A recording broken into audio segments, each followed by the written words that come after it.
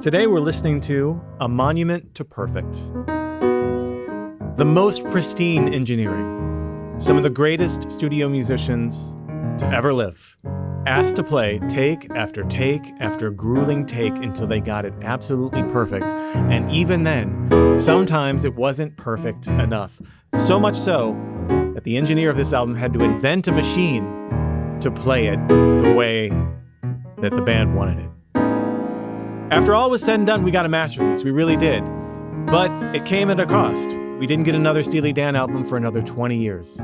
Today we're listening to Gaucho.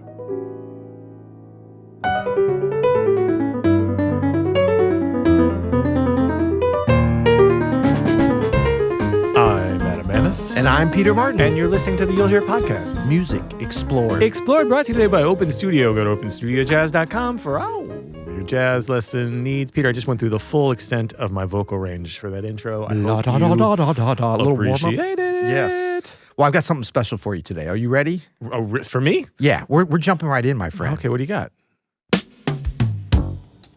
Adam, let me take you to a magnificent and mythical place. Mm-hmm. A place where the highway finally ends. A place where the sun melts into the Pacific. A little place called Southern Cali. The San Gabriel Mountains in the distance. The San Fernando Valley sprawling out below. Palm trees. I can see it. Against the golden haze. The Sunset Strip, Hollywood. Those hot Santa Ana winds blowing in from the desert. The whole city shimmering like a promise it may or may not keep. It's 1980. Yeah. It's late. We'll hit up one of those off-brand LA car rental spots. You know the kind, they only take debit cards because that's all we've got. But we've got taste. We'll bring a little Kirschwasser and then drive west on Sunset to the sea. Turn that jungle music down. Well done. Just until we're out of town. This is no one night stand, it's a real occasion. Close your eyes and you'll be there. It's everything they say. The end of a perfect day. Distant lights from across the bay. Babylon sister, shake it. Babylon sister, shake it. So fine, so young. Tell me I'm the only one.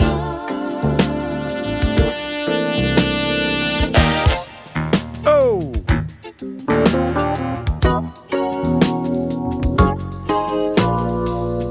Here come those Santa Ana winds again.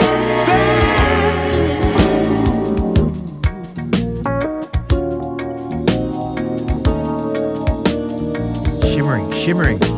The valley. We'll jog with Okay, the show so what are we listening to today? What are you doing? We got a whole album to get Why are we through. stopping? Oh, okay, we're listening. Okay. Oh my What God, is this like? Peter! Is this you a gotta podcast stop or a doing- listening party? Guys, stop that.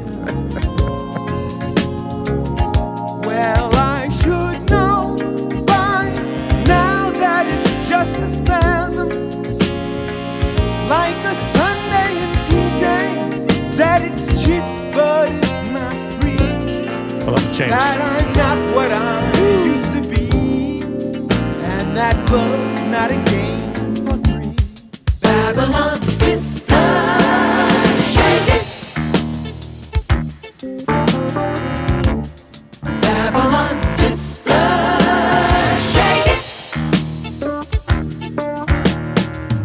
So fine, so young.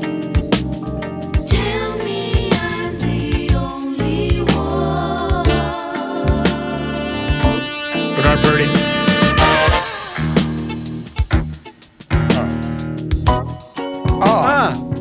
Peter. Why? No, I was just going to step in and let folks know what we're listening to today. I think everybody knows, but this is Gaucho. Yeah, we jumped right in, no, man. They know. We got plenty more to listen to. Dude, the bar has been raised with that intro. It's so good. Yeah. Is there, by the way, so an incredible opening track. Yeah. Babylon Sisters from 1980's Gaucho. So, Yeah. of course, Steely Dan's Gaucho released November 21st, 1980, recorded in 2 years, over 2 years, 1978 to 1980. In New York City and LA. It's on the MCA record label. Almost entirely in New York City, by the way.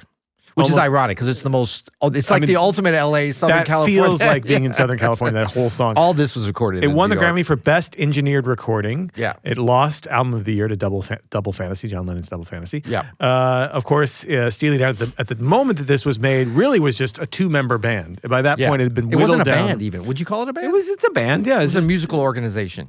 But it's Donald Fagen and Walter Becker. Yep. And then a bunch of, like a smattering of, a gaggle. I don't know what the collection of professional studio musicians, what that pronoun would be called. Well, I think it's just the A team, right? It's like the A team. Yeah, yeah. And there's some. Maybe it's a recording of musicians. Right. It was the top. It's like top tier. A gaggle of geese. A gaggle of geese. You know what I mean? A pride of lions. It would be like the.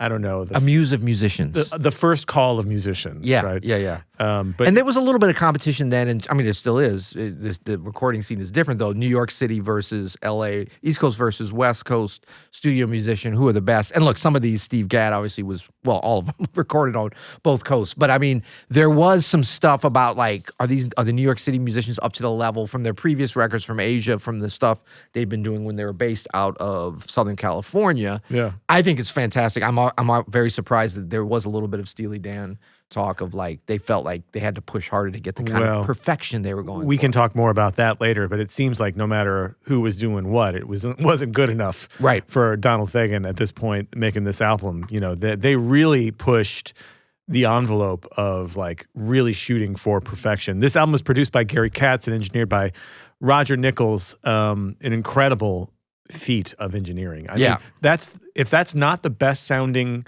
Rhodes sound in the history of recorded music, I don't know what it is. It's incredible. Shout out Don Grolnick, the legendary. I mean, it's so great. Let's just listen to a little bit just at the beginning again so we can focus on that. Because I do think we talk about how do these records start, these classic records, these records that we love so much. And I think the first statement matters so much. And this may be one of the strongest. It's interesting because I don't even think this is going to show up as either of our favorite Steely Dan records of all time. Woo, I just dropped that bomb. There you go. But like this may be the best start to any record from this period and is right up there. I mean, just for how you walk into the room. You know how somebody walks in the room, sometimes after you get to know them, you're like, not quite on the level of the walk-in. But the walk-in is something, right? Agreed. You look nervous. Well, don't be.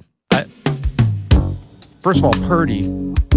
I mean, and Chuck Rainey. I mean, do you like your rhythm sections in pairs? Because Indeed I do. Yeah. And Don Grolnick, the sound, as she said, the phase on it perfectly. Oh, it's perfect Rhodes sound. Perfect. Honestly, perfect everything sound, isn't it?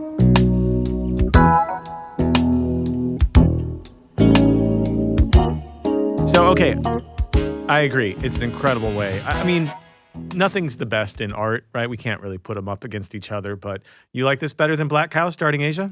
I think it's right there. I think this is S tier. I think this is like for starting out the record, like, and I think that's something where, and you know, we're going to probably talk about the ups and, you know, the pros and cons of Steely Dan, I mean, of Walter Becker and Donald Fagen's obsession with perfection and detail-oriented. I think that these kind of things, how the tracks start, how the fade outs, the precision of that, as listeners, year after year, we're very much rewarded by their pursuit of perfection. 100%. In some other areas, maybe with a little bit of an antiseptic nature added by drum programming and things like that, we could say maybe they went overboard with some of that. You could debate that, but I think in terms of like... It's an interesting conversation, Peter, because it's kind of like what makes it so strong can also be like on the flip side, you know, sometimes it really works and sometimes it's like, right. I need a little more dirt on this somehow. But I mean, in terms of like, this is, there's no Wendell, there's no drum. We'll talk about who Wendell is. Who's Wendell? Was Wendell what, the guy that washes the inside windows? Who's Wendell? Stick around to learn about Wendell. No, but I mean, this is Bernard Purdie, and we're going to hear kind of breaking this groove down. That's the Purdie Shuffle. It's the Purdie Shuffle. This is like one of the most iconic grooves of all time. But this is the thing, though. You could just have Purdie and Rainey come in and start grooving over a blues, or just grooving over this, and it's going to be fantastic. I think what the Steely Dan touches for this intro, and Don Grolnick just play some cool bluesy stuff on the Rhodes, all that can happen. There's a level of like sophistication and jazz weirdness to the harmony of this tune. 100%. So 100,000,000%. I think what I don't know if they intended to do this, but it's like we're gonna have everything perfectly placed because the harmony is so weird, especially on this long 45-second intro, that like that's gonna do all the heavy lifting of like, right? Yeah. And so everything else has to be so studio perfect, you know. And I think it works. I think it works great and holds up. Like every time I hear this, I'm like, yes, let's drive west on Sunset. So, you know, just a couple weeks ago, we talked about Carole King's Tapestry and how Carole King would do two different keys, like one key in the verse, and then she would go up a perfect fourth to the key in the chorus.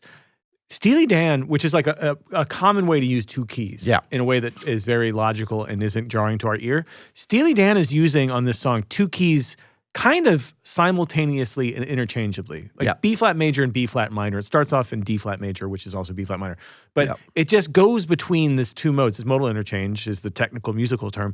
But what you're hearing here, why it sounds so like jazzy and jarring, is because they're just going between these two keys. It's not random, but damn if it's not just like, what? Like it is jarring. Yeah.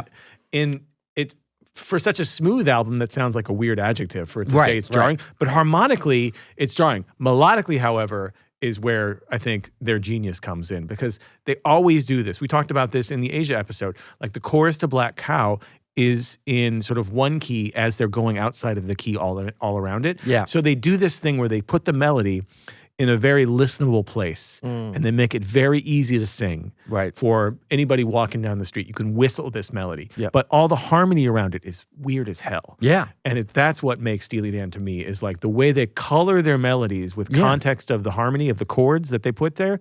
That's what makes them so interesting. And nobody can match them at that. They are so good at that. Maybe like Take Six, you know what I mean? Like, but they're on that level. Right. Yeah. And I mean, you talk about, so the jazz harmony, like that's what keeps this, like if you went with more first of all, it starts in G flat at the beginning of this with these open fifths, right? Right. With this, which is a weird thing already to start out a record. So, and then as the harmony moves, it moves in very unconventional ways.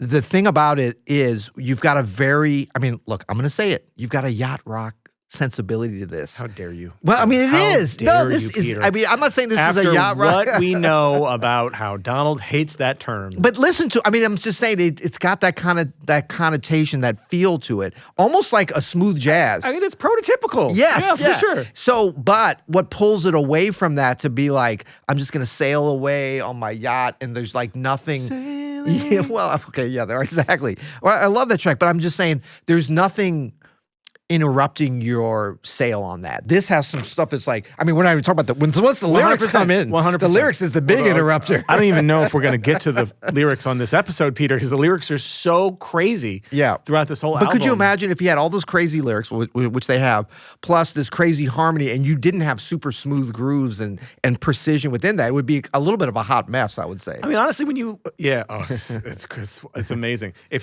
this was like done by a singer-songwriter, you'd be like, this guy is partying too much. Right. You know what I mean with the lyrics, how they are. Yeah.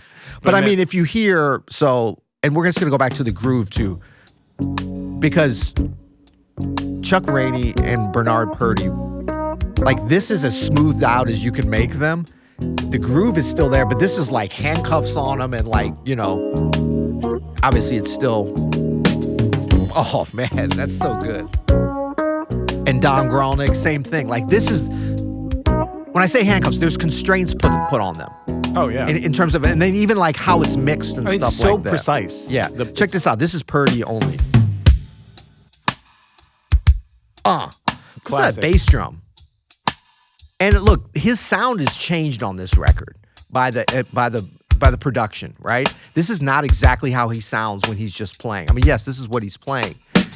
Oh, the placement of it and everything. Like the depth, the immediacy of some of the instrument, and then the depth of like that crash cymbal sound or whatever. Amazing. Yeah, and while we're on Purdie, because I think he he makes this track obviously, but this is And this tune, Fagen particularly, is or Becker real talking kind of. talking about Purdie on this, You got the backbeat. and that's Bernard Purdie. You got double time. And you have it almost shuffle. Ooh, bee, bop, baka, booka, da, booka, da, da, da, da, da. Ooh, ah, ah. Bernard, this is a famous story where he would come to a session, in the early '60s, and he'd have two signs with him, and he'd set up these signs. One on one side of the drum would say, "You done it," and then the sign on the other side would say, "You done hired the hit maker, Bernard Purdie." Amazing. So it's that kind of confidence that you need, Yeah. to get Amazing. a good. But it's like you track. hear the way Purdie's playing there as he's demonstrating, and look what they turned it into. It's a little sterilized, right? But it's great. It starts out more subdued. He lets it loose as the He track does. goes on. But I'm just saying, like, the sound of it. Like, Oh, the groove yeah, is yeah. there and everything. And he's fitting in with the arrangement. I mean, I think it's amazing. Yeah, that Purdie shuffle where it's just like that. Yeah. A lot more of it's implied on this. When he demos the whole thing, it's like that, right? amazing. Yeah. Okay, that's great. We love Babylon Sisters. Sue, should we start? Let's break down the lyrics, my friend. Why don't you read them first? Okay. In the first person. I like how you're going to make me read them. That was a joke. You don't have to. Thank you but very can. much. I really don't. Yeah, Drive west. I'll do the first one for you. listen, all Steely Dan lyrics. Yeah. All Steely Dan lyrics. Yeah. Especially like post Pretzel Logic. I feel like they get a little bit more and more. Dark, Yeah. Well, cynical, a little bit. Just like drug infused. abstract, maybe. They're not Abstract. fully abstract, but they're telling a story in like. It's definitely poetry. Like there's definitely like the word Babylon Sisters. I don't know exactly what they mean by that. Right. What a great phrase, though. Right. Babylon Sisters, shake it. Oh, there's so Babylon many. Sisters, Hoops shake it. McCann. Hoops McCann. There's so many. It just sounds cool. The Cuervo Gold. Cuervo You know Gold. what I mean? Like there's so many like phrases, turns Yeah. of phrases on this. Jack with his radar. Yeah. Stalking the dead moray eel. At the eel with his Eurasian bride. You know what I'm saying? Right. But What is it? That's on Glamour Sichuan Profession. dumplings? By the way, that's a lyric from Glamour Profession, which is the third track, which is a disco track. It is the disco track, right? I don't pretend to know enough about lyrics to be able to decipher some of the Steely Dan stuff. But all I remember is being a kid, and my parents would play. They had for a little while they were rocking Steely Dan Gold, which was like a CD of their greatest hits, and Babylon Sisters was on there. And I remember when I heard Babylon Sisters as a 7 or 8 year old child, being like, "What is this guy talking about? Who is this man singing? What is he talking about? I have no reference for what this means. Probably too young for a person to listen to Babylon Sisters, but yeah." Yeah, and I mean, look, some of these lyrics haven't aged great in terms of like where they're probably leading, but I think lyrically, prose or whatever you want to call it, I think the connection between the melody and the lyric, this is something that Fagen and Becker really were masters. You can do of. that from almost any lyric from the 60s or 70s, from like the Rolling Stones or something. You know what I mean? Like, it's not going to age well. Yeah. But this was, I didn't realize, it was funny because like looking back, drink Kirschwasser from a shell. Yeah. I thought they were saying like Courvoisier. I knew it was some kind of drink because you're drinking it from a shell, but I didn't realize that Kirschwasser, that's a German like brandy made from cherries. So obviously they just grabbed that word. I don't think they've ever drank that. Maybe they did. But it's something that sounds sort of fancy, but sounds a little seedy too. It sounds right? like something you would get at like a really dark bar in LA with the red leather booths. You know what I mean? Right. And it's kind of tiki vibes, kind of. You know what I'm saying? Right. Kirschwasser. By the way, after this pod, you want to go get some Kirschwasser? Hell no. Hells no.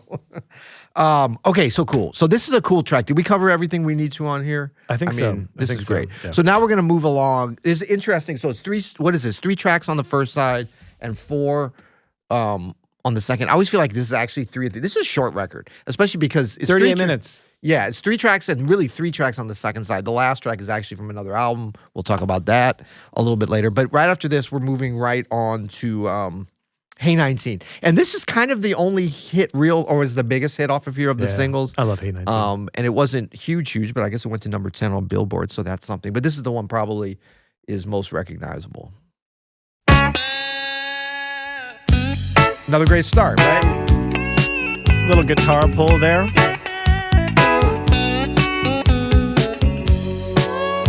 What's that? For our guitar player friends, like, how are they getting that pop? I don't know. That, At the very beginning? That pull sound? Yeah. What are they doing? I don't know. I don't know enough about guitar to be able to figure that out. There's a lot of space in this. Oh, especially near the end. Yeah. Oh, yeah. Man, the mix on the keys on the Rhodes on this is so good. Probably the best ever.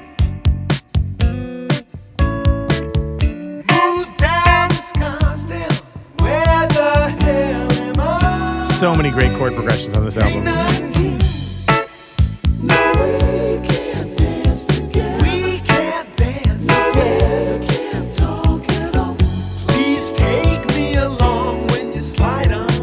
And you know, Michael McDonald's on background vocals on some tracks. I think I hear him in there. He's not listed on this. I think there's some personnel issues with how this is written. We're going to talk about that too. And this says it's all Fagen on keys on this.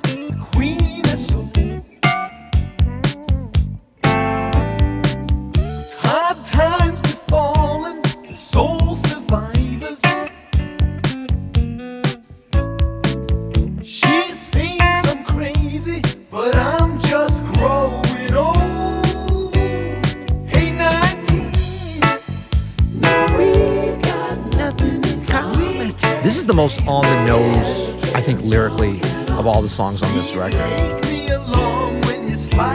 This reminds me of being in the High Ridge McDonald's drive-thru with my dad. Yeah. After a Cub Scout meeting. Oh, nice. Some milkshakes, you know what I mean? It probably had a different angle for you because you were looking at a 19-year-old cutie that was serving at the diner, and you were like, "Hey, 19." You were coming at it from the other from younger, right? No, maybe not. I don't know. Again, I have no idea even now what we're talking about. But no, I don't. But these lyrics have always been like, this is the one where I'm like, there's not a lot of mystery about it. There's not a lot of mystery. Yeah. Okay, this is our first. I mean, this sort of vamping here is, I don't know. I won't hear any slander on the Vampa Hey 19 here. This is fine, but it also comes back for 2 minutes later. And we love it. Skate a little lower. Yeah, you know. But you know what? Okay, is this a good time for us to talk about the drummer on this track? Can we go over to a little bit of the tracks individually so we can?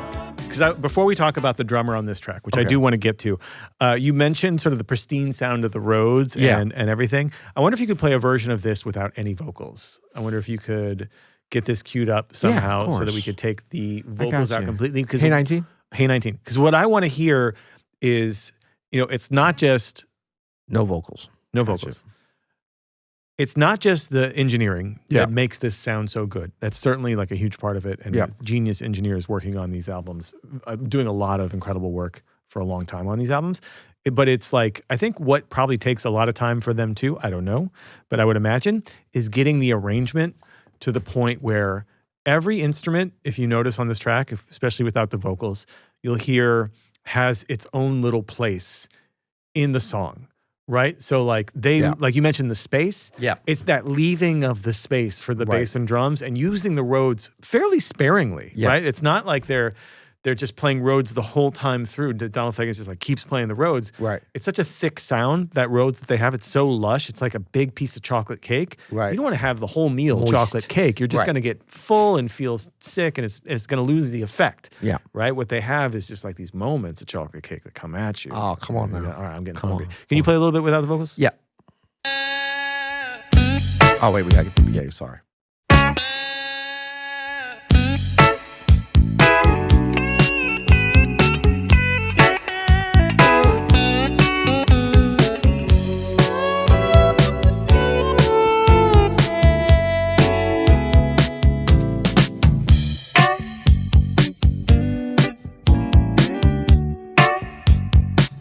That's the greatest Rhodes plunk in the history of music. Amazing. You can hear the different guitar parts was definitely pieced together and like placed and taken out and like but what's a lot of intentionality to that. As precise as this is, and everybody has everything in its right place, spoiler alert,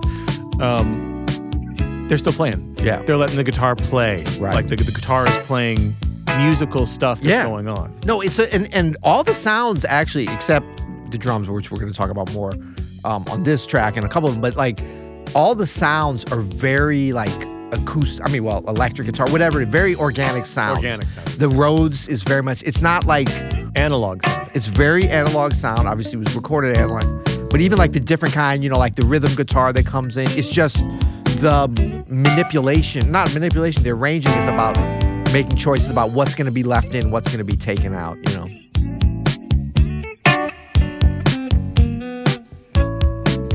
Man, this sounds like the last half of the tune. That's what I could listen to this with. I mean, I love the tune, but I could listen to the whole thing with that. Some good backgrounds on this. We can't dance together. Please take me along when you slide on down. Let's get some more. We're going to talk about Fagen's voice too. The Cuervo Gold. Some great Bee Gees. The fine Colombian. Make tonight a wonderful thing. Did he say what the Cuervo Gold, the fine Colombian? Say it again. The Cuervo Gold. The fine Colombian. Make tonight a wonderful thing. Yeah, this is so. Fun This is Cuervo. why, like, Donald Fagen really proves this rule, right? Of like what it takes for like a pop vocal success. There are so many vocalists who like do musical theater or opera or commercial singing that are amazing, that have incredible voices and can sing anything. But what really works in these contexts as an artist is a voice that stands out. It's like you think about people like Bob Dylan or David Bowie or Paul McCartney and John Lennon. Yeah. They're not like the technically most brilliant singers you've ever heard. Certainly Donald Fagen is not. Yeah. But Donald Fagen has such an interesting voice. Yeah. Immediately identifiable. Yes. Immediately you know who it is. Distinctive, and it's cool sounding. Like he makes phrases sound cool. Yeah. Listen to Say It Again. I mean, his lyrics and melodies are like custom, obviously, fit for him. Do you want to hear him singing Lush Life? Probably not. I would want to hear it. I would want to hear what he could do with it. But you know what I mean? Like it's not like he's someone who would be on American Idol or something. No, but he's singing the right stuff on here. Yeah. In a way. And a lot of those American Idol, you don't want them covering these songs. It does become, I mean, honestly, this stuff is hard to sing. It is hard to sing. But you know what, too? It's like, and we talked about this when we talked about Asia, like as pristine as everything is, what's so cool is his voice isn't. I mean, the sound of it is pristine, but his actual like vocal quality, he's a good singer, but he's not like this unbelievable Sam Cooke level voice can sing anything, and that adds adds just enough grit for you that you're just like, oh, there's some real shit happening here. I mean, like Michael McDonald, who sings some background on here, he could. I've heard actually he sung some of these songs, I believe. Yeah, I don't know about this. I know some from Asia. That's he can pull that off. That's Hall of Fame distinct voice. That's like two notes and you know who's singing. Right.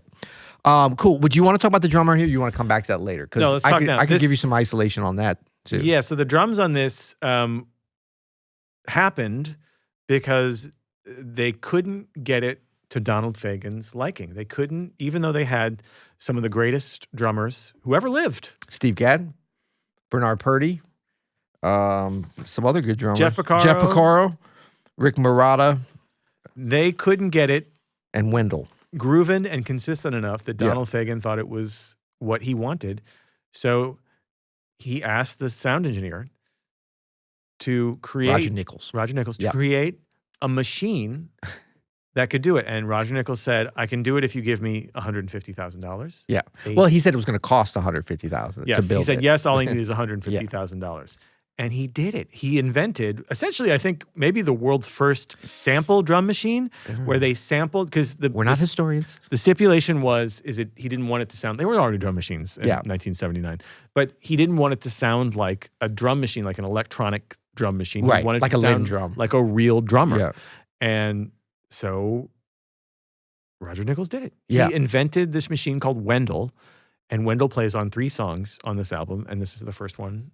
And this is the impetus of Wendell, this song. Yeah. Now, and we're going to talk about, did they achieve the human feeling or grooving drummer on this? This is Hey 19.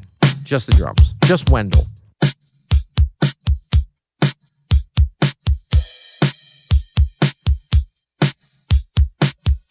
throw a little bass in.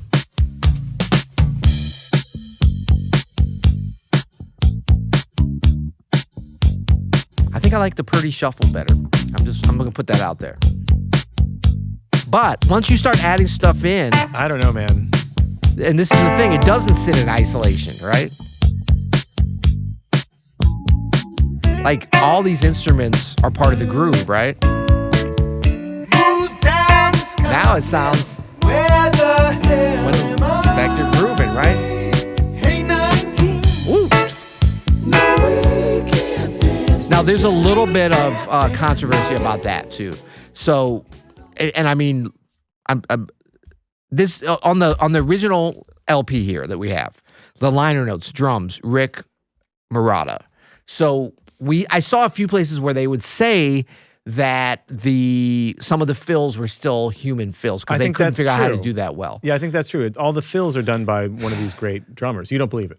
I mean, I just don't know because this is making it like he's playing everything. Clearly it's not. And I know that the engineers have confirmed this track. Actually, the tracking engineers, not Roger Nichols, who was the mixing engineer and the creator of Wendell, but the tracking engineer, who, apologies, I'm missing his name now, who actually did a lot of the heavy lifting on this, Elliot Shiner. A huge part artistically of this record and to the sound that it has. He confirmed specifically which tracks, and this one, he said in an interview, is entirely Wendell. So and he was the one literally, recording what was there. So he was saying even the fills? Yeah. I don't know. So, by the way, this isn't the first... he was there, my friend. I know, I wasn't there. I know, I don't know either. This isn't the first time we've had a sample loop used on a huge hit song. Right. We didn't even address this when we did the Voodoo episode. Because we didn't know. We're gonna get caught up in this again. This is a drum. This is not Wendell though. It's a Wendell-like item. This is we've confirmed. This is a mirror. This is Questlove. Sounds. We think. But put in a loop by Russell and programmed by D'Angelo or Raphael Saadiq. By D'Angelo, yeah. So they used Questlove sounds to put it in a loop. Allegedly. Not too far from Wendell, which is kind of interesting. But they just had much more technological abilities to make it feel and sound organic, right? There's a precision there that they wanted, and there's a placement for how they tracked it. But I don't mind Wendell on Hey 19, actually. I think no. And I just meant on its own. It's like, I don't like. Whereas you listen to just Purdie, you're like, I'm cool. Now, when you hear it by itself, but that's not realistic. Is it Steve Gadd on the track Asia? No. Is it Purdie on Babylon Sisters? No. But maybe that's not what that track needs. That's not what he wanted. Yeah. And if we know anything about this album, they got what they wanted. Right. Or they paid someone $150,000 to find it. You know what I mean? So we might come back to this for quibble bits, but I'm ready to move on to track 3 if you are, unless you got anything else here. Glamour Profession. By the way, if you like Glamour Profession, stick around to the end of the episode because we do a full version with our quartet of our arrangement of Glamour Profession. No Wendell. Wendell was not invited to that. Could you imagine Wendell doing the one that we just did? No. That'd be awesome. Wendell would be effing it up. Okay, so Glamour Profession. This is a cool track. This is, it says Steve Gadd, but we know there's a lot of Wendell on here. I think we'll be able to. This one, I think, is combined with the fills and stuff. But let's check it out. You're kind of in a Glamour Profession. You're a jazz piano influunger and podcaster. As are you. Okay. Are we in a bit of a Glamour Profession? Is that how it goes? Yeah. Oh. Another great Rhodes. Anthony Jackson on bass, killing it. R.I.P. We've lost him recently. One of the greatest bass players ever.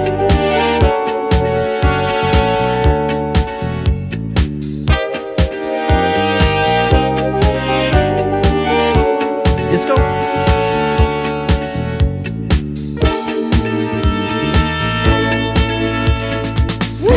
That's Gadd. That ain't Wendell. Outside the stadium, special delivery for Hoops McCann. I want to know Hoops. Plays for the Lakers for sure. Maybe the Clippers. Brute and charisma. From the shadow where he stood, looking good. He's a crowd pleasing man. Augmented? Weird. Oh, dude. One-on-one. He's schooling. It's like a Mingus album. You know what I mean? Yeah. It's like Mingus in 1980. He's jungle jam. Rob Moonsey on piano plays a nice solo on here and is doing all this comping in between. Fagen's on keys. And then he arranged a bunch of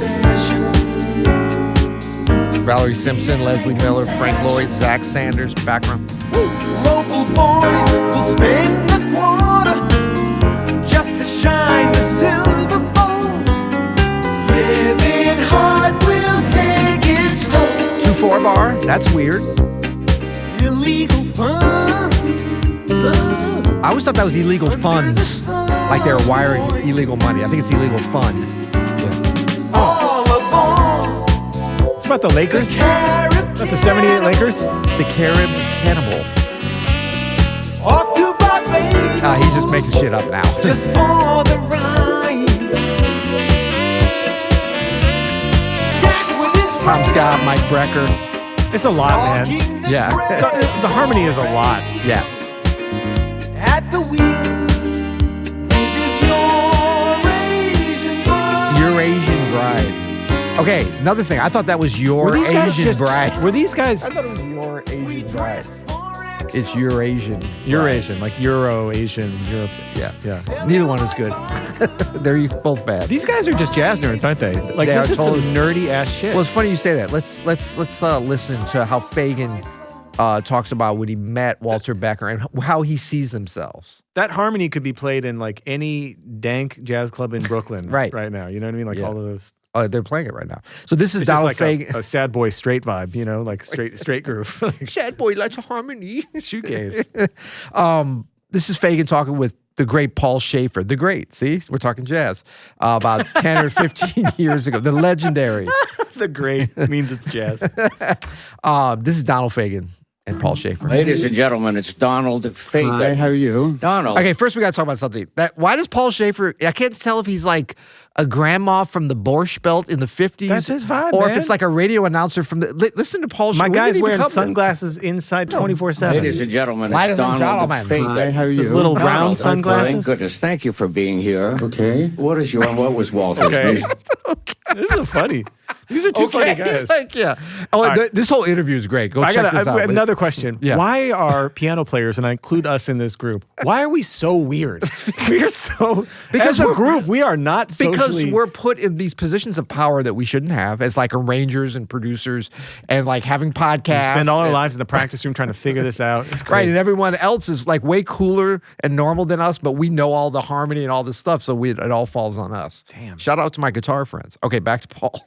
Ladies and gentlemen, it's Donald Fagen. Hi, how are you? Donald, Hi, Paul. thank goodness. Thank you for being here. Okay. What was Walter's musical background? Did you? Walter and I had very similar backgrounds. We were both dinky kid jazz fans. Dinky. Dinky. Okay. And Okay. And what age did you meet him?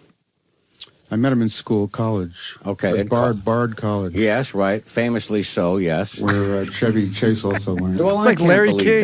that, that he played drums in a He did. band with you guys. Sure, Chevy it Chase? was like Yeah. a pickup thing with students. As hip as you are, of course, he loved his jazz too. He and did, and he was a good drummer. and he was a good drummer. Talk about Chevy Ladies and Chase. gentlemen. Had a good Yeah, it's hilarious. Like Paul. Man, that's Paul awesome. Schaefer. I love Paul Schaefer. But Paul no, this- Schaefer can actually play, you know. Oh, he's great. He's incredible. He's great. Yeah. Super nice cat. I got to meet him a couple times. Really super knowledgeable. I mean, obviously, Dude it's is- so good. he's a at monster, He needs yeah. a podcast. He probably has a podcast. That's probably why we're number He's 9. got it's a good vibe though. It's like he's like He had a- that Sirius XM show. That was really good. Oh, okay. Is that what that was from? Probably? I think so. Yeah, probably. yeah. And he's they're got- playing on here, man. He's got Goldblum vibes. yeah, You know? yeah. Yeah. But the thing is, Fagen grew up in New York area, in New Jersey primarily, but he used to come into the city. And you mentioned Charlie Mingus. That was somebody he was really into. in I mean, like you could late hear it so 50s. clearly. Yes. There's so much like of of that style of jazz where like this harmony is moving in this augmented chords. You know what I mean? Crazy. Yeah. And willing to have not only weird chords. I mean, all jazz players, they have figured out some chords do that, but like he maybe picked up that sensibility from Mingus where it's like set up a pattern of weirdness and celebrate that within the music, not just some random, oh, this is slick. It's like, no, we're going to have this section where it's going to be like, we're going to end on an augmented chord in Cuervo Gold. And like, and of course he tied in with the lyrics and all that. But the thing was too, he used to hang out at the Village Vanguard as a youngin', as a teenager. listen to stuff, and that's great. Like you think about the lineage of like musicians and pop musicians, of course, jazz musicians, actors. Like the Vanguard is such like a cultural connection point for generations. You know? So it's so cool to see that.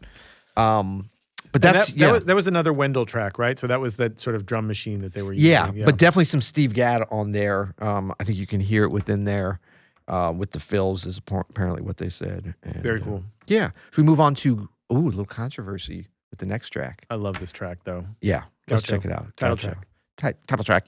Sure about that?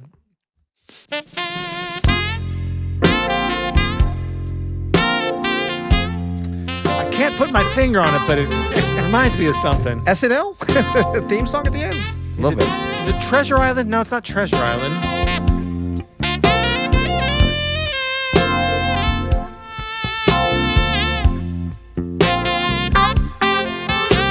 Man, that sounds so good. This is Tom Scott on tenor. Bad Cat. Arrangements as well. Horn arrangements. Yeah, Tom Scott is a bad dude.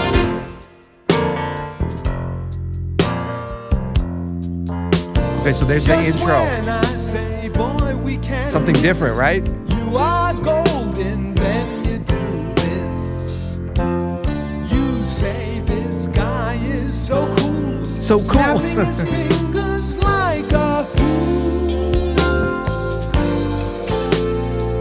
One more expensive kiss off. Who do you think I am? Lord, I know you're a special friend, but you don't seem to understand.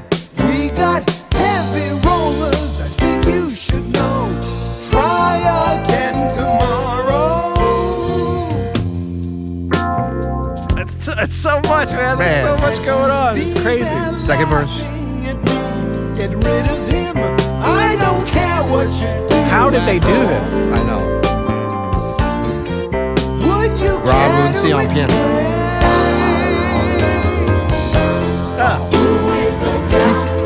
Keep Jarrett on this track here. Why is he standing in your spangled leather poncho and your elevation? Jeff Picoro. Oh, minor 11. Audacious cowboys, such as your friend, will never be welcome here. High in the custard dome. The Custard Dome. Oh. Man. All right, do your thing on this. Yeah, No. I was just got gonna something I want to. No, I was gonna say. I thought that was Anthony Jackson. This says Walter Becker. I think that there's like they track this stuff so much. Who knows what's on it? Who's on it? But definitely Jeff Picoro. So, there is. Wait, are you saying that they're not precise? Is that what you're saying? Man, this is a kill. I forgot how good this track is, man. It's killing. This might be the best arranged track, like with the production and the. I mean, it's incredible. This is strong, man. Shout out to everybody on here. That chorus is so big. It's almost so like they went huge. to some source material and just like where did it come from? We're going to talk about that in a minute. But this was, or should we just jump right into that? Jump into that, and then I want to talk about the chorus a little bit more. So let's listen to the beginning again, because if this sounds familiar to you. Pregnant pause. Here we go. Boom. Ah. That snare drum roll. What is this? Key of F, right? Ah. It's got that little, so it's a little bit of a slight street beat, almost like military, like with that press roll thing there. So that's Gaucho. This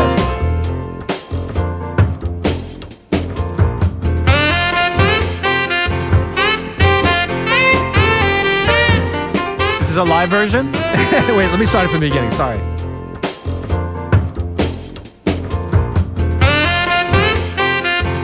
All right, that's source material. This is Gaucho. It's very, very close. Very close. Okay, so what I was playing you here, this is Keith Jarrett, Long As You Know You're Living Yours, from Belonging. Killer record. Belonging, amazing. By the way, Branford Marsalis 1974. Quartet just put out their own version of Belonging, which is kind of amazing. Yeah, I thought that was insane when Branford was going to do it, and then he did it. He did it. That was awesome. Yeah, okay, so There's a little bit of controversy here because those sound alike. Although you made a good point when we first talked about it. You're like, oh, what? Does Keith Jarrett own the 4-1? The 1-4? The Plagal cadence? They've been doing that in churches for hundreds of years all over the world. It is very close, though. Yeah, it is very close. Just with the tenor and all this, like, just the way, and the drums. But the melody's not exactly the same. Not exactly the same. And the chords are not, they've been used so much. The tempo and the key, but you can't copyright a tempo and a key. I wonder if this would happen today, what you're about to talk about. I think it would. It would just be even faster because Maybe. it'd be like social media. So what happened was there was an interview in 1981. So the record had already been out for over a year, or no, maybe not, maybe 6 months. Anyway, it was the next year. So Musician Magazine, right? Here it is. I'm going to read it to you. Musician. Shout out to Musician Magazine. You still Those around? of you that don't, are they still around? I don't know. Yeah, this used to be a big deal. I remember when, like, I don't quite remember this early, but not that far after. Like, Magazines, are you still around? Any magazines? Musician was big. Musician says, are you familiar with the Keith Jarrett recording? This is talking to Donald Fagen and Walter Becker. Are you familiar with the Keith Jarrett record, Belonging? Particularly a tune called Long As You Know You're Living Yours. Becker, yes. Musician, have you ever listened to that up against Gaucho? Becker, no. Musician, I'm not casting any aspersions now, but in terms of the tempo and the bass line and the saxophone melody, it's pretty interesting. Becker, parenthetically it is. Yeah. Uneasy laughter. Musician. At this point, the reporter traditionally asks the cornered politician or athlete to go off the record. Fagen jumps in. Off the record, we were heavily influenced by that particular piece of music. Becker says, I love it. Then it says Becker and Fagen later approved their off-the-record responses for publication. That cost them a little bit of bread, I can tell you that right now. Why is that? Well, musician then said, we are talking about borrowing. And Fagen, is Fagen cocky? Is he good and he knows it? I don't know. Famously, yeah. Fagen said, hell, we steal. We're the robber barons of rock and roll. Amazing. So when this article came out, it made its way to Keith Jarrett. I'm sure he was cool about it. He engaged DeBossier in legal proceedings. Turns out they had to refer him to a New York lawyer because they're only licensed in the state of Louisiana. And sometimes that license isn't exactly valid. If It's you know based what I'm upon the saying. Napoleonic Code, my friend. Well, I'll say. So anyway, that got back to them. So I think they talked their way. Because, I mean, these interviews were big. Now it's like if you say something on social media, it gets lost. But it's in print. And so they ended up settling. And he's listed as a songwriter, not on this. Keith Jarrett is I think it was 33 between fabulous. the third of them. Yeah. I wouldn't doubt if it's just like, because when did Belonging came out? A few years before, 74. Right? 74. Yeah. I mean, that's enough time that you could literally like know it, love it, and kind of forget it. Right. And then it comes out. Listen, buddy, I've told you this before. I told you about the song that I wrote that is with the 442s, my band. We play it all the time. It's one of people's favorite songs we do. It's basically We Are the World. Yeah. I was at a sound check after we'd recorded it and been playing it for 2 years. Yeah, I've played it. Our buddy Sean looked over me at a sound check as we were rehearsing that song and goes, this is just We Are the World, right? And I go, son of a gun, it is just We Are the World. Well, We Are the World has like 17 songwriters on it, so they'd be happy to add one more if you want. Don't come at me, Stevie Wonder and Lionel Richie. But no, you know what I'm saying? It's like, It happens. It happens with comedians where you hear a joke and you absorb it and then you forget that you know it and then it comes out. And I mean, listen, it happens. And I don't even think this, we don't know the exact law. I mean, we just know little things and like these can work their way through a court case and who knows who would have won. But I think this whole thing of like, we were heavily influenced by that particular piece of music. What they said in this interview couldn't have helped the cause at all. Definitely didn't help the cause. Like if they wouldn't have said anything to this interview, or not made it public record, then hell, we steal. We're the robber barons of rock and roll. That's pushing it, isn't it? But Fagen's probably like, it was worth it to be able to say that. Yeah, that's cool. It's all good. Yeah. I wonder what Keith thought. I wonder if there's any Keith interviews about it. You know what I mean? I know, probably not. Yeah. Cool. Okay. So can I just take my Gaucho the turntable back train a little bit? Do it. So I want to address the chorus here of Gaucho because I'm gonna go down a little bit. Who is the Gaucho amigo? Why is he standing in your spangled leather poncho? Do these lyrics make sense to you, by the way?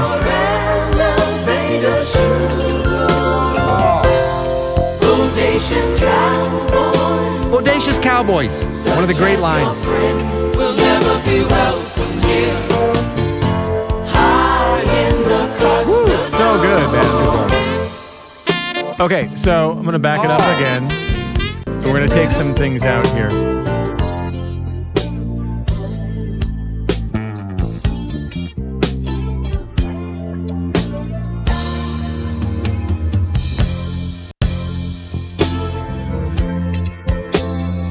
The guitar. Isn't that great? Oh, yeah.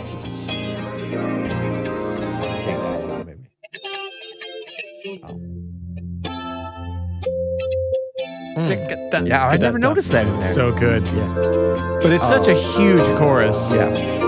It gets so wide.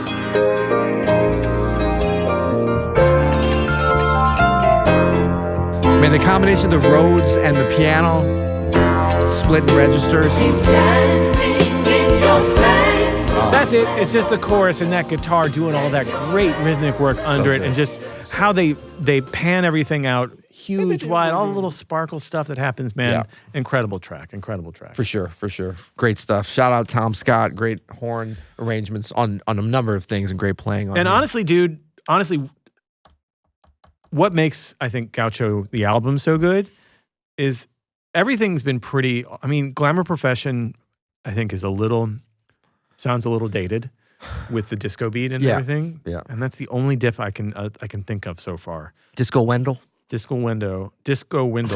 Everything else, Babylon Sisters, Hey 19, Gaucho, and the next track is unbelievable. Yeah. So now we're on, Gaucho's the first song on the second side. So now we're at the middle song. If you think about this as 6 songs, if it's 7, it's the second song. Do you not think about it as 7? I mean, structurally, I don't know, just because 3/3, and because, to be honest, I don't want to give anything away, but like Third World, like that's it was on the original release though, wasn't it? Yeah, it was on the original. I think that's just one. This is one of those records that, like, so it's once I get to songs. My Rival, I'm done. Oh, okay. For you, it's only 6. You like to bury your head in the sand. No. I mean, in Third World, man, is fine, but I didn't even know this till recently that it was recorded so much earlier, or was it? I still don't really know. Nobody knows. Yeah, but I mean, just to me, My Rival. Well, once we get there, I'll tell you. I mean, I'm just kind of done. I feel like I had enough, even though the record's short. But I think it's I mean, to tell you the truth, I think if this was 6 tracks, I would almost call this a near perfect record. I would agree. I would agree. I think that would be shockingly short, and people would be like, "Oh my god," you know. Plus, when this came out, this was one of those records that what was this? And not MCA. What the hell was this? Oh, Geffen Universal. So what I like to think about too is if this is 6 tracks recorded over 2 years, that's 4 months per track. Right. All right, go ahead. Right. No, but this was a thing, like, for the record and maybe the cassette too. I think they were priced the same. But I remember, like, around this time, they were like the big record companies, Warner Brothers, MCA, whatever. I can't remember what this was, but this is MCA. Oh, MCA. Like, they were trying this, like, upper demographic pricing. Everything was $8.99. Yeah. But then, like, certain artists that were established and were like, we're Steely Dan, the Dan, they would do $9.99. Which today sounds silly, like, because pricing is all over the place. I remember this, though. Yeah, but it was a big deal because it was $8.99 everywhere. Yeah. And so, like, they were putting a marker that the companies wanted another $1. Even in the CD era, like at Barnes & Noble back in the day, it would be like, there'd be $9.99 all the way up to $18.99. Right. But they were, like, the record companies were trying to make editorial decisions based upon pricing. They're like, this is a premium Bordeaux. This is not a Bordeaux de country, like, and so, and Steely Dan famously didn't like that. Like, they fought against, that was part of they were in a big battle. They were calling them the Custer Dome, supposedly, as Warner Brothers. Ooh. That's where that lyric is from. Wow. But I mean, they didn't like that because they were like, they've always been very much of the people, right? And they thought, smartly, that their fans were going to think they were pricing it, which is silly because you're like, oh, everybody knows. No, most people say, like, oh, I can't believe Steely Dan's trying to charge $9.99. Who do they think they are? So they were against it. Very cool. Yeah. No, good for them. Yeah. I mean, not good for, you know what I mean. Go ahead. Big Pharma, big ag, big record company. This album is from Big Harma. This is Big Harmony. Big Harmony. Awesome. All right, so what are we going on to now? Time Out of My Mind. Time Out of Mind, man. Yeah, come on, let's get to it. Come on. Another great start. Oh my God. They're the masters of the great and weird starts. You want an old man dance. Yeah. Back to a windowless track. See, Dancing in one of those old fold-out lawn chairs, you know? Little rust I got a on cigar, I got a little hat, just sitting on a sidewalk.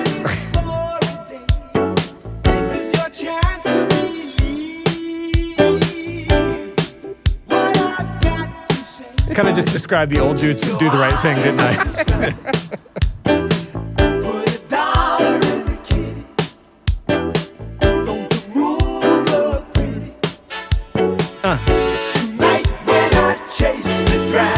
So good. What, Chasing the Dragon? It can be good for a minute. It's good until it's not good, you know what I'm saying? So bad. Got a little Michael McDonald Bee Gees on this. Valerie Simpson. Patty Austin. Oh, woo! Yeah, and the horns. The horns are killing. So this is Rob Moosey, the guy, the pianist who's on a lot of this, did the horn arrangements on this. He's crushing this too. Yeah. Sanborn, Ronnie Cuber on Barry. Michael Brecker, Randy Brecker, of course. Oh, yeah. Amazing, man. The good headphone listen. Yeah. High five, full thumb. I'll meet you there. High five. Full thumb.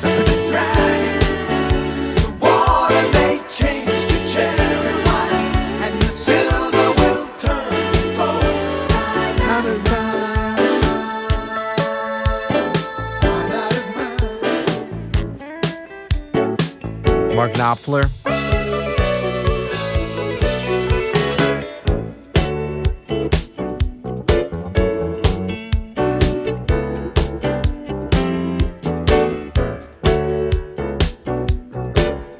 That's the Michael McDonald influence. Sounds like Weather there. Report. Yeah.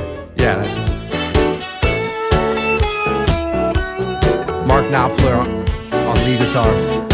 Like, there's definitely some Birdland vibes happening. Yeah.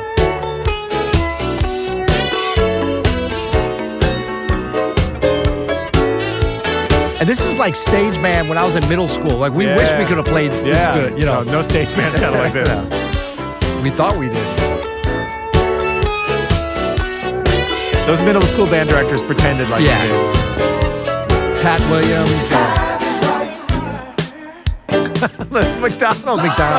He's like, takes over. Can you back that up real quick? Oh, it's so good. That's the most Michael McDonald moment. Did McDonald just sing more than Fagen did on the entire album? More soulfully? I could use like 4 more moments of like that. How did they leave that in? Amazing. I don't know. Fagen's like, who did that? Is that Patty Austin? Okay, so what's great about this? This is a killer track. By the way, shout out to Michael McDonald, because from like 75 to 84, he's on everybody's album. He's making his own album. He's making the best music of his life, and he's playing on he's singing on everybody's stuff. I know. Apparently, he was on the cruise the week before I was. The Jazz killing it with David Foster. Man, so what's fun about this? Mark Knopfler doing the great guitar stuff here and there. He describes this as like easygoing, and like we're in Southern California. You got the lawn chair out, a little rust on there. That's okay. You might get a little botulism, but it's all good. But you're sitting out there. This is like easy yachting, right? Botulism? They pay for that now, you know. They pay for that? It's Botox. Okay. He describes this session not as easygoing. He said this was like getting into a swimming pool with lead weights tied to boots. God. That's how he describes this session. Okay. That's how exacting they were. Well, let's talk about this. So we're talking about it. We've already hinted around to this with the Wendell, and you know, the Wendell was there because Steve Gadd couldn't play it good enough. I know. You know what I'm saying? Right. In Donald Fagen's mind, like this album is a monument to perfectionism, as I said in the intro, because. But was it that he couldn't play it good enough, or was it that he couldn't play exactly what Fagen and Becker, that's right, to a certain degree, had in mind? That's the so maybe they couldn't describe it, or I don't know. But they were so uncompromising in this process, throughout the recording process, apparently throughout the mixing process. Like, you know, I heard rumors of like 40 takes trying to get the exact right fade out on Babylon Sisters. It was like 50 something on the fade out. Yeah, you know, just like to get the right one that they're hearing. Yeah, I mean, listen, I love this level of detail, but does it rob it of some kind of organic chemistry? Would we have gotten 15 more Michael McDonald soulful runs at the end of phrases. Right. If they would have just let some shit go a little more. I don't know, man. Well, some stuff slipped through by either by luck or good fortune. This is Gary Katz, the producer, talking about Gaucho and how he ended up saving it. Donald and Walter would write songs, we'd record them. Every once in a while, if he couldn't get a track he liked, he discarded the song. Wow. Wow. His feeling was, we have the greatest musicians in the world. If they can't play it the way I like it, something's wrong with the song. Amazing. It was absurd. But we lost songs over the years because of it. No matter how hard I would fight for a certain song or so, he would say, we're done, next song. When we got to Gaucho, they couldn't get a track. It was Jeffrey and Rainey and I can't remember. Jeff who else Pecoro. was Jeff on. Pecoro Chuck and Rainey. Chuck Rainey. Can't get it. And so it got to, okay, we're done with this track. I said, oh no, no. I'm not losing this track. I don't care. Go home if you want. I'm not losing this track. Amazing. So they did. They left. Wow. And it was me and Roger and Elliot. The two engineers. Jeffrey. No other band Drummer. member. Wow. Jeffrey just played to a click track. 85 times. Oh my 85 God. tracks. Donald. And I had a chart. And I would mark the chart. No, Donald wasn't I there. love these 2 bars. These 4 bars are good. These 2 bars are good. And Roger, I think there were 35 edits Oh my God. in the tape to make the This is- one track. That must have been a hell of a Pro Tools About session. 6 in the Joking, morning. they were using I tape. called Fagen. I said, okay, we got a Exactly. track. You know, he sort of laughed at me. He got Walter. They came over. He said, okay, we'll use it. Okay, you got No, it. I said Donald because, like, you know, they're in. This is in response to just him not being satisfied Right. with anything they're getting, and Right. they have to like send him home and do it 85 times to pull 35 different takes together for one track of the Gaucho drum track. It's a damn good track. It's a damn good track. I'm not saying it's not. I'm not saying it didn't work, but it. No, I know, damn. but so did it? Well, obviously it worked. Is this what's interesting about this? If you kind of step back and look at like where Steely Dan was on this record, certainly Asia before this, Pretzel Lodge. I mean, maybe just who they were as a band or a production duo is what maybe more of what they were at this point. Creative juices flowing through. Like, how do we piece this stuff together? Like they took so much from jazz, famously. Like they said, how do they describe themselves? Dinky kid jazz fans. Yeah. Harmonically, Yeah, for sure. but that's kind of No. it. No, melodically too. Melodically, yeah, to a certain degree, but not from like the common vernacular that would have been around at that time, bebop or post bop or whatever. More maybe from Great American Songbook a little bit, but I mean certainly harmonic. That's like when people are like, oh my God, that's jazz, or that's like sounds like weather. It's like the harmony. It's like what jumps out at you. But the attitude towards playing music, like in jazz, we're typically, you know, if you're in there with One and done, Steve baby. Gadd. Well, not only that, it's like, oh, I'm a Steve Gadd. So I've got Elvin Jones, the equivalent of Steve Gadd for a jazz drummer. Like, you're not going to be like, play it 85 times and I'm going to piece together your best. It's like, you know, I imagine what this could be, but you're bringing in what it can even be beyond what I could possibly imagine. That's what John Coltrane would have been like. Do your thing, and we're going to capture the magic. And so, like, this is almost 180 degrees in the other direction. It's like, yes, you're great, but we got to do 85 times for you because you're not great every measure. But you're 99.9. We're going to find those 100% and put it together to what is going to become a great track. You know what's striking me about what you're saying here, Peter, is you're absolutely right. But, you know, there's also like, it's been heading towards the perfectionism in making records, you know, since the late 60s, really, since like the Beatles are making, you know, the White Album and Let It Be and Abbey Road. It's like we are, you know, the 70s was this art of Stevie and Steely Dan and Michael Jackson, like making these records more and Earth, Wind and Fire. Yeah, but Steely Dan they were at another level with At a this, like whole piecing other it together for and sure. perfection. Yeah. I mean, maybe Quincy and Michael first. I mean, Michael Jackson definitely had that. I mean, Stevie went through a lot of stuff and tried a lot of things, but then it would be like the raw take of him playing drums. Yeah, like Superstition, yeah. I think is like one time through with him. Like once he got it, Not it was even like, a track that he's playing. yeah, he's just laying that down and Yeah, then goes. yeah, So yeah. like, and it would move pretty quick. Yeah. But they are taking it to a different it's level. just a different way this to is do it. what I'm not saying right or wrong. I don't know of any other, even of Asia, I don't know any other recording that is so like people talk about as legendary as this, of like just, the demand for the perfect thing that's coming out of their heads, and they're uncompromising with how they're going to get there. Yeah. It's pretty incredible.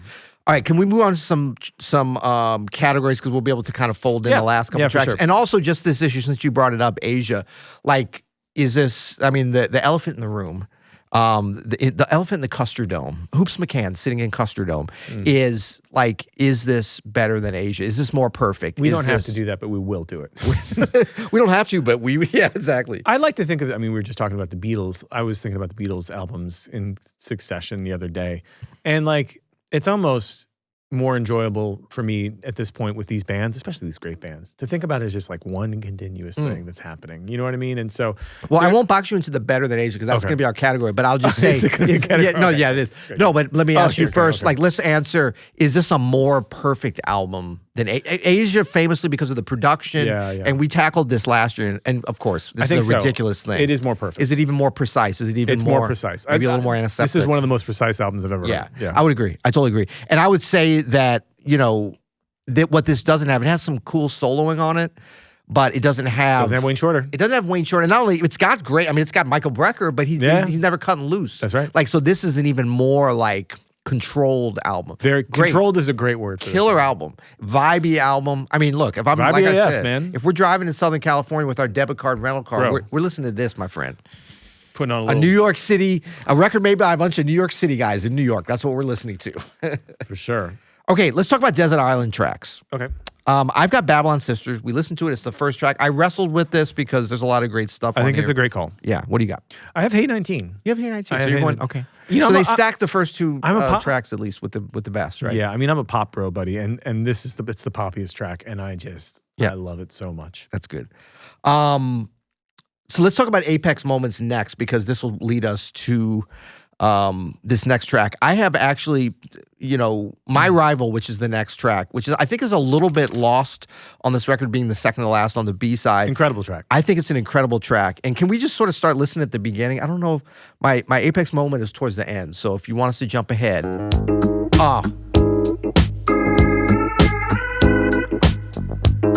Man, every track on this record starts great. Damn.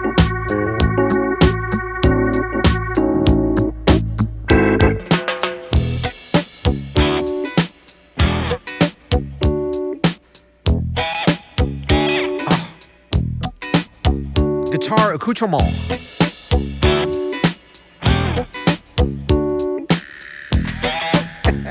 Percussion. Ralph McDonald, The wind was driving in my face. The smell of prickly pear. Prickly pear. The milk truck eased into my space. Somebody screamed somewhere. I struck a match against the door of Anthony's Bar and Grill. You want to meet at Anthony's Bar and Grill There's later? no equivalent to this music. I know. You know what I mean? There's Was the wine you can call it in the yacht rock genre or whatever. Jazzy yacht rock. Jazzy yacht rock fusion. They're really a one of one kind of band. I've got detectives on his case. Wendell sounds pretty good on this track. This is Wendell. This is another Wendell track. It another says number. Steve Gadd, but I don't know if there's any. It does sound awesome, actually. Yeah. He's got a scar Because every little on his face. detail, He wears it gives a us space. hearing aid. Sure, he's a jolly Roger until he answers for his crime. Yes, I'll match him win for win now. Anthony Jackson on bass.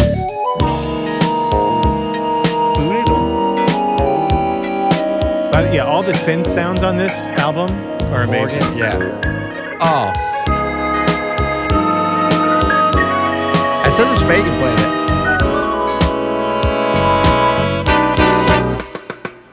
Hey, Horns. Tom Scott. Okay, I'm going to jump ahead. I know it's like, why are we doing this? But I want to do, because the horns from here to the end, but I want to jump specifically. that's Steve Kahn on the guitar there. Yeah. And Rick Derringer. So we're going to jump to 3:30. Check out the horns from here to the end. This is my apex moment. For win now.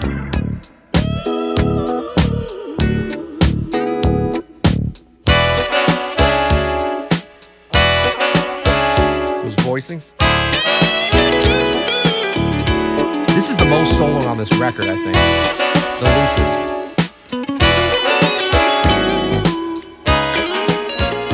By the way, Yeah. the horns on this album, just the horn players. So killing. Michael Brecker, Randy Yeah. Brecker, David Sanborn, Tom Scott. That's Yeah.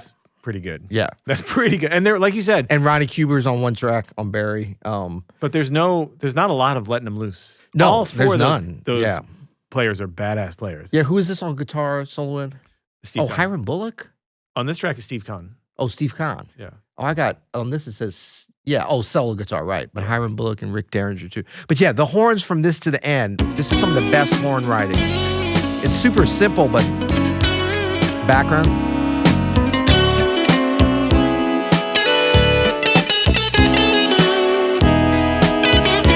Man, we're going to the Smooth Jazz Festival in LA now. Come on.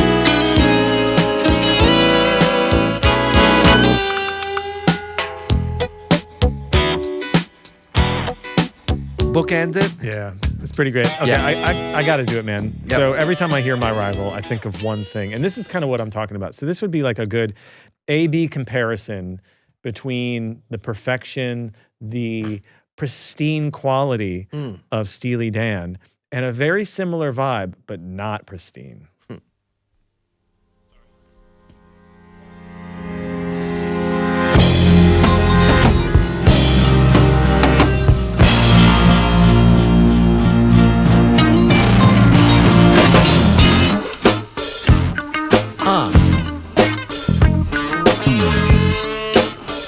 Man, it's like another planet, right?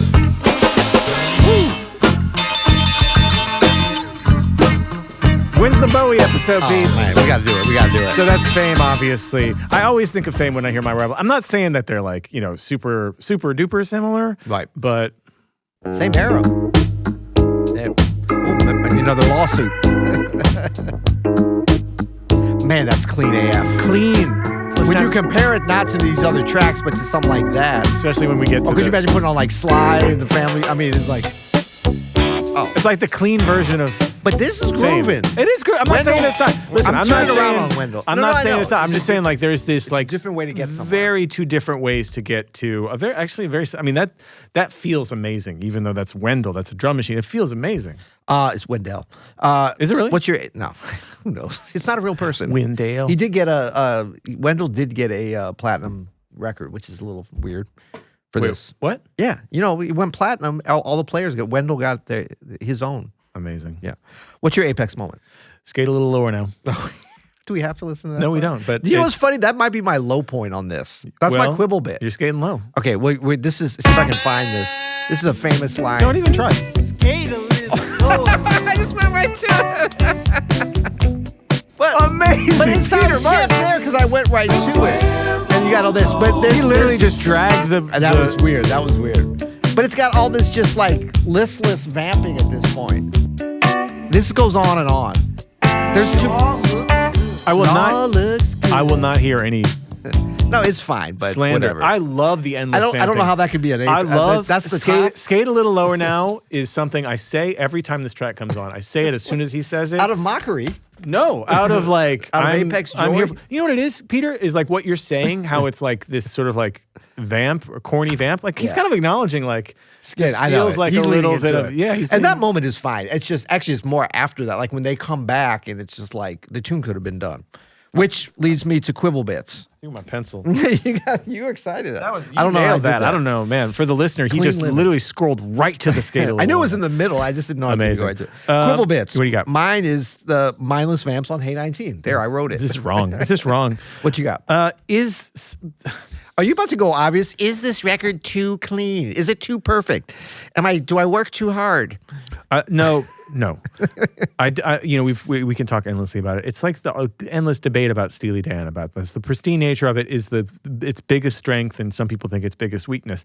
My quibble bit a little bit is some of the arranging is just a little too fussy for me. I would agree. For like what like when I listen to Gaucho, when I listen to, I mean almost any of the tracks. But like yeah, no, the whole record. Glamour Profession. And It does tie the record together, though. It does. You know? But some of it, I'm just like, guys, take out just like a third of the hits. Right. A third of the weird chords. Right. Like, just leave a little imagination to the listener.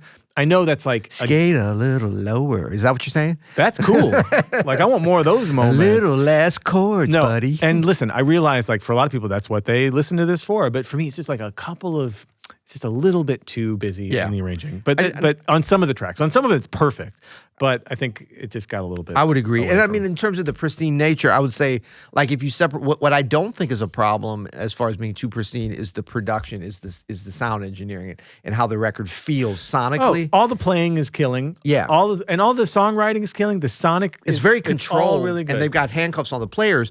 But, like, because the sound... It's not like... It doesn't sound like digital, or... Although it's been described as that. To me, it doesn't. Like, you're getting the... I mean, Wendell, maybe notwithstanding. But even that, for an early drum machine, very organic. Very sounding. organic. No, I listen. This is a very tiny bit of a grill bit. I'm just saying, like, some of the tracks, like specifically Glamour Profession and Gaucho, it just gets to be a lot after a while. You know what I mean? I got you. Accoutrements. We forgot bespoke playlist. What do you got for that? I mean, I'm going lazy on this. Yacht rock for reals. Why you always got to put a Z in the reels, man? Because it makes it. I don't know. Really don't know. What do you got? I got Audible Honey. It's so sweet. Audibly. Okay. Audible Honey. Land of Milk and Honey. That's one of my worst bespoke playlist titles, by the way. This one's one of my worst, but it's very similar to some other bad ones. Snobometer. 5. Yeah, I'm going 5. And you're not going to... See, look, you can't even look me in the eyes. I won't look you in the eye. I won't. This truly is a 5, though, because... It is a 5. Actually, it could even be lower, because isn't this I think this is the most accessible Steely Dan record. Asia is most. No, Asia is not. Can't buy a Thrill might be. Can't Buy a Thrill. He's making fun of me, folks. No, I'm not. No, Can't Buy a Thrill. I mean, oh, that's true. It might be. You know, you got Dirty Work. You got a bunch of hits on there. You know, let's do it again on Can't Buy a Thrill. Yeah, that is. Well, that's the pop. Well, is that the poppiest? Asia's the most popular one, right? Probably. Yeah. Anyway, it's. I would almost. I said 5, but I could go 3 too. I could go 2. I wouldn't argue with any of it. I mean, the thing is, Steely Dan, to the Dans out there, it's like the Dan heads, it's like every Steely Dan utterance is a 10, right? To anyone listening, we'll explain the snobometer in that we don't really know how it works. But 1 means that it's very accessible to listen to. 10 means it's very snobby, kind of hard listen. Ethan Iverson would write a 300-word essay on Substack about it. That's right. If it's a 10. And if it's a 1, your Aunt Linda would listen to it. She would love it. Aunt Linda's got to love this thing. Right? I think she kind of does, actually. Yeah. So I'm going to go 3. There's a lot of drugs for Aunt Linda, so. We got to place it, 1979. Yeah. Better Than Asia. We're going Asia. Sometimes we say better than Kind of Blue, but that's a ridiculous comparison. Sometimes we say better than Intervisions. Yeah. Interesting that you chose Asia for better than. Well, I'm just like, what do you compare? I mean, you could say like, I don't know. I mean, what came out right around this time is that we've covered is Off the Wall. So I'd be okay to go with that, because that's, I think, from a year before. I think it's a no for both for me. Yeah, me too.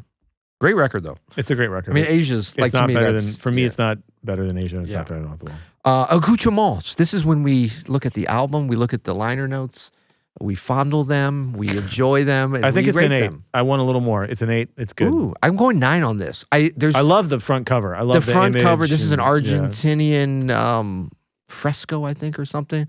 This always scared me when I was young. Still does a little bit. Man, the use of space here. It's a beautiful color. It's a beautiful use of space. I think it's love really good. The lyrics that are on here.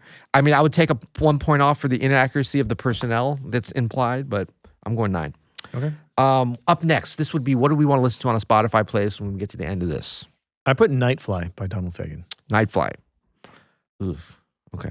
That's cool. Not your fave. Not my fave. I was a little salty. I was a little spicy when I wrote. Do you see what I have? I do. I don't even know if I want to say it. Up next for me is Asia, so I can hear a better record. Peter Martin. That's rude, dude. Oh, my God. Hey, you know, we got a newsletter, Peter. If you want to sign up for our newsletter. Let me guess what it's called. What? You'll read it. You got it, buddy. You'll shit it. Click the link below in the show notes. Peter, this has been a blast, dude. This has been awesome, man. I love this album. Really fun listen. Thank you to Steely Dan for the great music. To the Dan. It's unbelievable. Shout out to everybody that's still with us. And RIP to, obviously, Walter Becker, Anthony Jackson. But, you know. The hard work paid off, boys. Yeah. It sounds great. It's a great record. Yeah. Until next time. You'll hear it.